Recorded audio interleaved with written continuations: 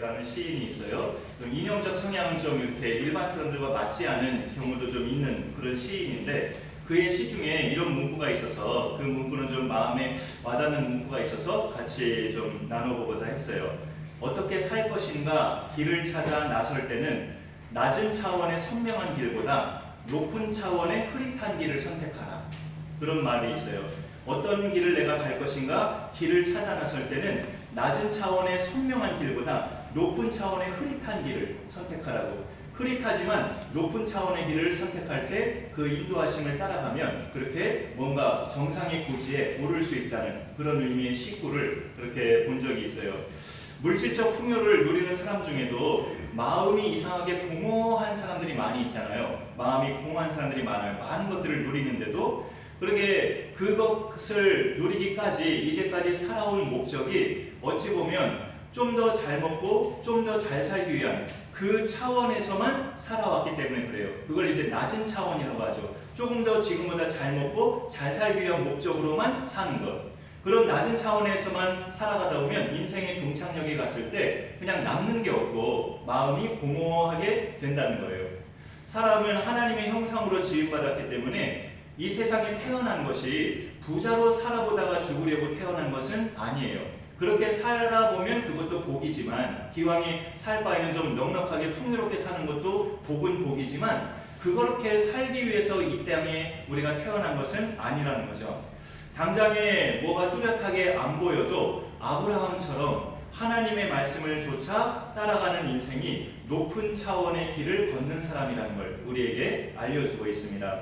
우리가 그런 차원의 길을 걷기까지는 내가 내 수준을 높여서 뭐 책도 많이 읽고 뭐 공부도 많이 하고 내 수준을 높여서 그런 길을 걷는 게 아니라 우리를 위해서 부단히 준비하시는 하나님, 우리의 앞길마다 늘 준비하시는 하나님의 그 뒤를 믿음으로 늘 따라가는 거예요. 그 길을 믿음으로 늘 따라가면 우리가 그런 차원의 길을 걸어가는 겁니다.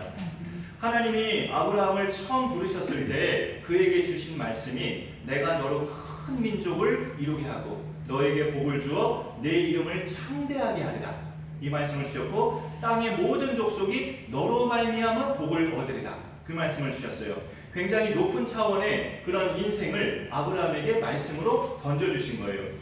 그리고 하나님이 그 말씀을 아브라함에게 주시기까지 아브라함 입장에서는 75세 좀 연세가 있는 그 나이에 뜬금없이 하나님이 갑자기 부르셔서 그 자신의 입장에서는 좀 당혹스럽기도 했을지 모르겠지만 하나님은 그 아브라함을 부르시기 전까지 부단히 준비하셨습니다.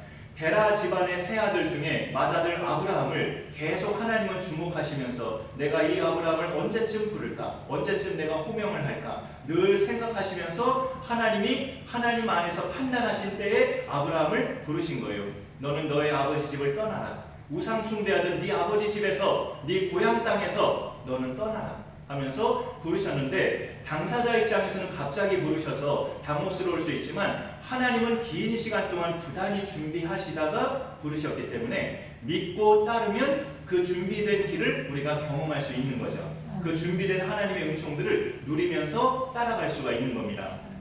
우리가 오늘 말씀 속에서 이 내용을 보면서 하나님이 그 아브라함 인생길에 준비하신 것들을 한 서너 가지 말씀으로 나눠보고자 해요. 오늘 22장을 말씀으로 읽었지만 아브라함 기사는 12장부터 그렇게 시작이 되죠. 12장부터 여기 22장까지 내용을 쭉 머릿속에 떠올려 보면서 오늘 말씀의 제목이 준비하시는 하나님인데 아브라함의 인생 여정에서 하나님이 그때그때마다 준비하신 것들을 우리가 한번 살펴보고자 합니다.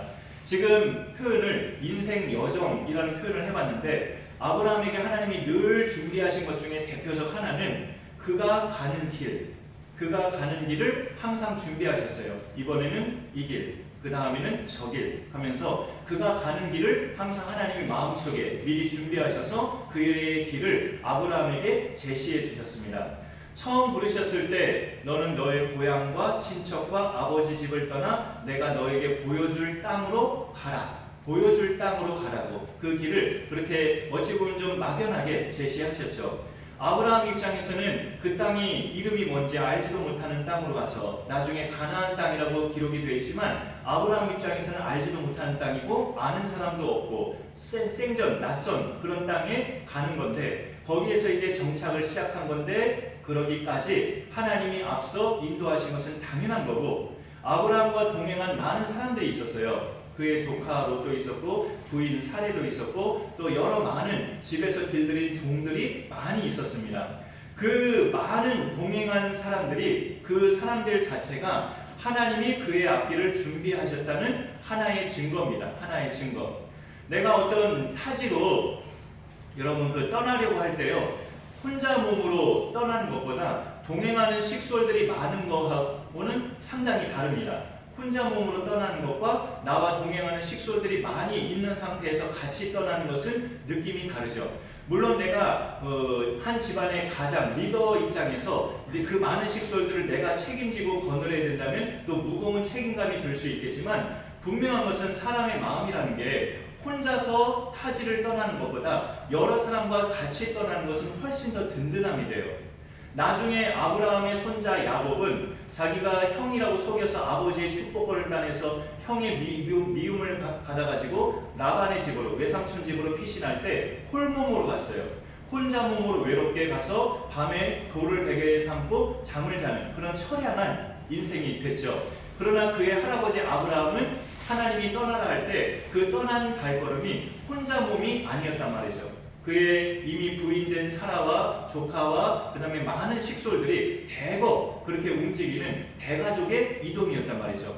그렇게 많은 사람들을 아브라함과 함께하게 하신 그 사람들 숫자 자체가 하나님이 그의 길을 인도해 가신다는 증거예요.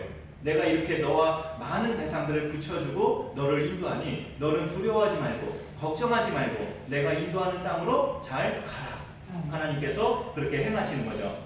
그리고 오늘 22장 말씀도 보면 하나님께서 아브라함에게 또 이렇게 굉장히 충격적인 그런 명령의 말씀인 거죠. 그 독자 이삭을 모리아 땅의 한 산에 가서 번제로 드리라라는 그런 명령을 하셨는데 아브라함이 또 그 명령을 담담하게 받들어서 이삭을 데리고 모리아 땅으로 출발을 하는 그런 내용 속에서 이제 도착해서 행하는 일이 오늘 읽은 9절에서 14절까지 내용입니다. 그가 모리아 땅으로 갈 때도 하나님은 이제 아브라함과 그의 아들 이삭 그리고 함께 대동한 종들까지 그 모리아 땅으로 가기까지의 길을 인도하셨습니다. 아브라함의 믿음을 그 믿음의 전당장 히브리서 11장에 보면 그가 하나님이 능히 이삭을 죽은 자 가운데서 살리실 줄로 생각한지라 라고 되어 있어요. 아브라함의 믿음에 대해서 하나님이 그토록 당신 자신의 이름으로 맹세해서 내가 너에게 반드시 내 몸을 통해서 아들을 주리라라고 하나님이 당신의 이름을 걸고까지 주신 아들인데 이 아들을 이렇게 죽게 하나님이 내버려 두시겠는가. 번제물로 드리라고 하셨지만 분명히 하나님의 방법으로 이 아들을 다시 살리실 것이다. 그런 믿음이 그 부활의 신앙이 아브라함 속에 있었단 말이죠. 그 믿음을 가지고 아브라함은 이삭의 손을 이끌고 담담하게 모리아 땅으로 출발할 수가 있었습니다. 여기에서 보면은 이제 두 번째 것을 우리가 알 수 있는데 하나님은 아브라함의 인생 모든 그 여정에서 그가 가는 길만 준비하신 것이 아니라 이게 좀 느낌이 이상할지 모르지만 그의 믿음, 아브라함이 갖고 있는 믿음도 하나님이 늘 준비하신 거였습니다. 아브라함에게 그때마다 믿음을 주신 거죠. 믿음은 우리가 처음에 예수님을 구주로 믿을 때 생성된 우리 속에 이제 집어넣어진 그런 믿음으로 끝까지 가는 거지만 또 여러분 어떻습니까? 신앙생활 우리가 해나가면서 1년 한 달 한 달을 살아가는 중에도 어느 순간마다 믿음이 필요한 때가 많지 않아요? 하나님이 나를 시험대에 올려놓으실 때마다 내가 분명히 신앙 고백하고 예수님을 구주로 믿는다고 늘 고백하지만 내가 시험대에 오를 때마다 하나님을 붙잡고 믿을 수 있는 그 믿음이 필요하지 않냐고요. 그때마다 그런 믿음이 필요하잖아요. 그런데 그때마다 믿음을 또 미리미리 준비하셔서 주시는 분이 하나님이시라고요. 우리가 그 시험대를 능히 통과할 수 있게끔, 능히 넘을 수 있게끔 그렇게 그때마다 필요한 믿음도 준비하시는 분이 바로 하나님이십니다. 아브라함은 처음에 부르심을 받을 때부터 믿음으로 그 길을 갔지만 특별히 그토록 약속하셨던 아들 이삭을 번제물로 바치라 할 때도 믿음이 필요했던 거죠. 그때에 믿음이 없이는 어떻게 부모가 자식을 그렇게 하나님 말씀대로 바칠 수가 있겠어요. 그때도 하나님은 아브라함에게 믿음을 주셔서 그 믿음을 준비해 놓으셨다가 아브라함이 감당할 수 있게끔 그 순간에 믿음을 주셔서 아브라함은 담담하게 이삭을 데리고 하나님 앞에 갈 수 있었던 거죠. 이삭이 모든 장작과 필요한 모든 재료를 다 보이는데 번제로 드릴 그런 짐승이 안 보이니까 번제로 드릴 재물은 어디 있나이까 아버지한테 물어보니까 아들아 그것은 하나님이 준비해 두셨을 것이다 라고 말을 하죠. 정말로 하나님이 준비해 두셨잖아요. 순양을. 그것을 볼 때 아브라함의 그 믿음, 그렇게 아들에게 그렇게 말하는 하나님이 준비해 놓으셨다라고 그렇게 말할 수 있는 믿음, 이 믿음도 하나님이 준비하셔서 그 순간순간에게 아브라함에게 부어주시는 믿음이에요. 처음에 내가 예수님을 나의 구주로 영접하고 복음을 받아들였다고 해서 그 믿음 상태가 내가 죽는 날까지 하나도 흔들리지 않고 하나도 퇴색되지 않고 그냥 그대로 정말로 탄탄하게 갈 수 있느냐? 아니죠. 또 이 신앙생활을 그렇게 시작한 이후로는 그 순간순간마다 계속 또 믿음이 확인돼야 되고 계속 내가 정말 예수님을 지금 믿고 있는지 안 믿고 있는지 순간순간마다 내 믿음을 자꾸 확인하면서 우리가 매번 하나님 앞에 나아가야 되죠. 매번 하나님 앞에 나아갈 때마다 하나님은 나에게 합당한 믿음을 또 준비해 주셔서 그때그때마다 내게 또 믿음을 주시고 하셔서 모든 시험대들을 넉넉하게 넘어갈 수 있게끔 하나님이 하셔요. 그런 믿음도 우리가 늘 매 순간마다 선물로 잘 받아들여서 언제나 너끈하게 이 세상을 이겨나갈 수 있기를 간절히 소망합니다. 아브라함은 그렇게 가는 길마다 하나님께서 늘 믿음도 준비하셔서 그에게 필요한 믿음을 그 순간순간마다 제공해 주셨습니다. 보통 우리가 누군가에게 복음을 전할 때는 그 믿음이라는 것을 복음을 듣는 사람이 마음에 예수 믿기로 결단을 하면 생기는 것이 바로 믿음이다. 이렇게 우리가 설명을 하고 성경에도 사실 그런 식으로 나와 있어요. 요한복음 3장 16절에 하나님이 세상을 이처럼 사랑하사 독생자를 주셨으니 이는 그를 믿는 자마다 그가 복음을 들어보고 믿기로 결심하면 그렇게 믿는 자마다 멸망하지 않고 영생을 주시기로 하나님이 했다고. 그러니까 각자가 복음을 듣는 사람이 들어보고 내가 예수님을 믿어야겠다 라고 결심하면 그때 이제 생기는 것이 믿음이라는 식으로 성경은 그렇게 나와 있고 우리 믿는 사람들이 복음을 전할 때도 그런 식으로 전하잖아요. 당신이 지금 닫혀있는 마음을 여셔서 열기만 하고 예수님을 받아들이면 당신 속에도 믿음이 생깁니다. 그렇게 우리가 전하고 그 믿음이 생기면 당신은 구원을 받습니다. 그렇게 전하잖아요. 그게 틀리진 않아요. 그런데 우리가 그렇게 예수님을 믿기 시작해서 한참 세월이 흐른 다음에 한참 세월이 흘러서 한 몇십 년 신앙생활을 하고 나서 그 발자취를 뒤돌아보면 내가 그때 영접했던 그 믿음조차도 하나님이 주신 선물이었다는 것을 알게 되죠. 예수 믿고 나서 한 10년, 20년, 30년 긴 세월이 흐르고 나서 뒤를 돌아보면 내가 처음 교회 와서 예수님을 영접했던 내가 가진 그 믿음도 내가 결단해서 예수 믿기로 결단해서 내 속에서 생겨진 믿음인 줄 알았더니 그 믿음조차도 하늘로부터 하나님이 예비해 두셔서 내가 예수님을 영접하려는 순간에 나에게 주신 선물이었다는 것을 우리는 알게 되는 거죠. 믿음도 하나님이 늘 준비해 두셔요. 하나님이 늘 준비해 주셔서 내가 시험대에 오르려고 할 때마다 그때마다 필요한 믿음을 주셔서 그 시험대를 거뜬히 넘길 수 있게끔 하나님이 우리를 도우신다는 거죠. 그 믿음의 여정을 아브라함 기사를 볼 때마다 우리는 알 수 있고 우리의 인생 여정에도 하나님이 그때마다 필요한 믿음을 주셔서 모든 장애물을 거뜬히 넘길 수 있게끔 그 믿음을 허락하신다는 겁니다. 하나님께서 아브라함을 75세에 부르셔서 100세가 되어서 이삭을 낳고 지금 이삭을 번제물로 바칠 때는 110 몇 세쯤 되는 그런 연세죠. 이삭이 청소년 나이 때쯤 이렇게 번제물로 드려지는 거라고 하니까 한 110세를 넘긴 그런 나이가 될 때까지 그의 인생을 쭉 보면 그가 가는 길만 하나님이 그의 길을 준비하신 것이 아니라 그의 믿음도 그 순간순간마다 준비해 주셔서 단단하게 하셨습니다. 조카와 헤어질 때도 그의 믿음을 하나님께서 다시금 새롭게 하셨고 또 그 리브가가 아들을 낳기 1년 전에 하나님의 천사가 그 리브가가 아니고 사라죠. 사라에게 찾아와서 딱 이맘때쯤 1년 뒤 이맘때쯤 네가 아들을 낳을 것이라 했을 때 사라가 웃었잖아요. 믿지 않고 웃었잖아요. 네 부인 사라가 왜 웃느냐 하니까 사라가 두려워서 내가 웃지 않았습니다 하니까 아니라 네가 웃었다 라고 하나님의 사자가 지적을 하죠. 그 순간에도 아브라함도 믿음이 긴가민가 했는데 그 순간에도 하나님은 아브라함과 그의 부인 사라에게 그 믿음을 또 새롭게 주셔서 1년 뒤에 아들을 낳는 선물을 주셨죠.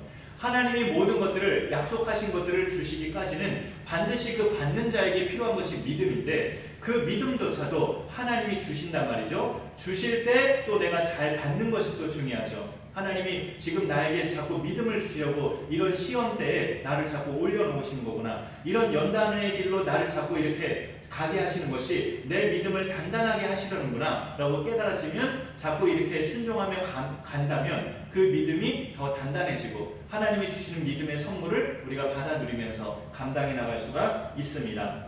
하나님이 준비하신 것 오늘 하나 더 세 번째 것을 든다면 생명이에요. 생명. 하나님 말씀에 그때그때마다 그대로 순종한 아브라함은 이 오늘 말씀에서는 순종하는 중에 이제 아브라함이 알게 되죠. 이삭을 번제물로 드리라고 명령하셨을 때 그것을 아브라함은 담담하게 그대로 순종하잖아요. 그 순종하려는 찰나에 이제 하나님이 아브라함의 손을 멈추게 하심으로 아브라함은 비로소 이제 알게 되는 거죠. 내 아들 이삭을 죽이기까지는 안 하시는구나. 아브라함의 짐작은 이 아들이 그토록 하나님이 약속하셨던 아들이기 때문에 내가 내 칼을 들고 이 아들을 죽인다 할지라도 하나님의 전능하신 방법으로 분명히 살리실 거라고 아브라함이 믿었죠. 근데 방법적인 면은 아브라함이 몰랐어요. 어떻게 하실지, 죽이고 나서 살리실지 아니면 죽이기 전에 하나님이 내 손을 붙잡으실지 그 방법은 모르고 그냥 살리실 줄로만 믿고 간 거란 말이에요. 근데 이제 순종하는 중에 알게 된 거죠. 칼을 들고 죽이려는 순간에 하나님이 아브라함아 아브라함아 부르시면서 그 손을 멈추게 하셨기 때문에 죽이기 전에 살려주시는구나 라고 그 순간에서야 아브라함이 알게 된 거예요. 여기에서 이제 우리에게 중요한 것은 이 이삭의 생명을 대신할 한 생명을 하나님이 준비해 주셨다는 거죠. 그 한 생명은 이제 13절에 오늘 읽었던 본문 중에 있죠. 아브라함이 눈을 들어 살펴본즉 한 순양이 뒤에 있는데 뿔이 술풀에 걸려 있는지라 라고 되어 있습니다. 하나님께서 소위 이제 믿음의 조상이라고 불리는 아브라함에게 준비하신 이 순양이라는 이 생명은 어찌 보면 그에게 백세해 주셨던 아들 이삭보다 더 가치 있고 중요한 그런 선물이었어요. 하나님 입장에서는 그 순양이 예표하는 것이 있기 때문에 그렇습니다. 오늘 이렇게 말씀 속에서 이 순양 한 마리의 생명은 이제까지 하나님께서 아브라함에게 미리미리 준비하셨던 그의 인생 여정 길과 그의 아들 또 그에게 주셨던 믿음 이 모든 것보다 더 가치 있는 하나님의 준비물이었습니다. 이 말씀 속에서 우리가 전에도 한번 주일 예배 때 그런 말씀 드렸던 기억이 나는데 하나님이 왜 이삭을 그렇게 애간장 녹이시기를 아브라함을 왜 그렇게 애간장 녹이시는 걸 좋아하실까? 그토록 약속하신 아들이면 그가 잘 키울 수 있도록 계속 격려하시고 말씀을 주시고 옆에서 또 이렇게 힘을 주시고 그렇게 하시지 왜 갑자기 대뜸 그 이삭을 번제물로 바치라고 또 이렇게 아브라함을 들었다 놨다 하시는가? 하나님은 참 믿음의 삶 가지고 잘 너무 노시는 것 같다 그런 생각이 들 수도 있잖아요. 하나님이 아브라함에게 이삭을 번제물로 바치게 하는 그 행위를 통해서 알려주시고자 하는 메시지가 있기 때문에 그렇죠. 이삭은 이제 죽이지 않으셨지만 이삭 대신에 준비해 놓으신 한 생명, 그 순양이 있었단 말이에요. 그 순양이 뭡니까? 장차 훗날에 내 사랑하는 독생자 예수 그리스도가 저 순양이 피 흘려 죽은 것처럼 너와 네 모든 후손을 위해서 그렇게 십자가에서 피 흘려 죽을 것이다. 그거를 하나님이 믿음의 조상 아브라함에게 보여주신 겁니다. 아브라함이 친히 그 순양의 배를 가르고 자기가 갖고 있는 칼로 그 순양의 배를 가르고 피를 흘리 그 몸에서 나오는 그 피를 제단에 뿌리면서 그 순양을 번제물로 드릴 때 장차 내 아들 내가 이 세상에 보낼 예수 그리스도가 십자가에서 이와 같이 너와 네 후손의 죄를 위해서 흘려 죽을 것이다 라는 걸 하나님이 보여주신 거죠. 그러니 믿음의 조상이니까 아브라함이 믿음의 조상이니까 장차 예수 그리스도가 이렇게 죽을 거라는 것을 하나님이 보여주실 필요가 있는 겁니다. 네 아들 대신에 내가 준비한 순양 한 마리가 오늘 이렇게 피 흘려 죽은 것처럼 너와 네 모든 후손을 위해서 대신해서 내 아들 독생자가 이렇게 피 흘려 죽을 것이다 라는 것을 순양을 예표로 하나님이 보여주셨어요. 아브라함에게 이삭은 유일한 아들입니다. 사실 성경을 읽어보면 아브라함에게 아들이 많아요. 이삭 전에 낳은 이스마엘도 아브라함의 아들이고, 그 다음에 나중에 사라 말고 그두라라는 후처를 또 아브라함이 두잖아요. 그 후처 속에서 낳은 아들들도 또 명단이 많아요. 성경에 보면. 그렇게 아들들이 많은데 하나님은 유독 이삭만 네 아들이라고 강조하셔요. 그게 언약의 아들이라는 뜻이죠. 하나님이 약속하신 언약의 아들은 오직 이삭 한 명뿐이라는 것을 강조하신 거예요. 그래서 하나님이 이삭을 낳기 전에도 네 몸에서 날 자가 네 상속자가 될 것이라고 그토록 강조하신 거죠. 내 종이 엘리에셀이나 하나님의 상속자가 될 겁니다라고 아브라함이 말할 때 아니다, 네 몸에서 날 자가 네 상속자가 될 거야 하면서 이삭만이 네 아들이라고 그렇게 강조하십니다. 그리고 또 나중에 하신 말씀 중에 이삭에게서 나는 자라야 네 씨라 부를 것이다 라고 하나님이 그런 말씀도 하십니다. 이스마엘을 통해서 낳는 자가 네 씨가 아니고 그두라 후처를 통해서 낳은 그 아들들 통해서 낳은 후손이 네 씨가 아니라 사라의 몸에서 낳은 아들, 내 약속을 통해서 낳은 이삭의 그 후손이라야 네 씨라고 칭할 것이다. 하나님이 유독 강조하신 겁니다. 그 많은 아브라함의 아들들 중에 왜 이삭만이 네 아들이고 이삭의 씨를 통해서만이 네 씨라고 칭할 것이라고 그렇게 하나님은 강조를 하셨는가? 그 이삭의 혈통으로 오실 예수 그리스도만이 하나님의 아들이시기 때문에, 그 예수 그리스도가 이삭의 혈통으로 오시니까 이스마엘의 혈통으로 오시는 것이 아니고 그 후처 그두라가 낳은 아들들의 혈통을 통해서 오시는 것이 아니고 사라의 몸에서 태어난 아들 이삭의 혈통을 통해서 하나님의 진짜 아들 예수 그리스도가 오시기 때문에 이삭만이 네 아들이라고 그토록 하나님이 강조하신 거죠. 이삭만이 언약의 아들이라고. 그 이삭의 혈통을 통해서 오실 예수 그리스도만이 하나님의 언약의 아들이죠. 무슨 언약입니까? 이 아들을 통해서 너희를 내가 살릴 것이다. 죄인들인 너희를 내가 살릴 것이라는 그 언약. 그 언약의 아들은 예수 그리스도밖에 없잖아요. 그 예수 그리스도가 이삭의 혈통을 통해서 오는 거니까 이삭만이 네 아들이다라고 그토록 하나님이 강조하셨죠. 이 하나님이 예수님을 예표할 그 한 순양을 아브라함에게 이렇게 준비해 주시면서 아브라함이 그 지역 이름을 이름 짓죠. 여호와 이레라고.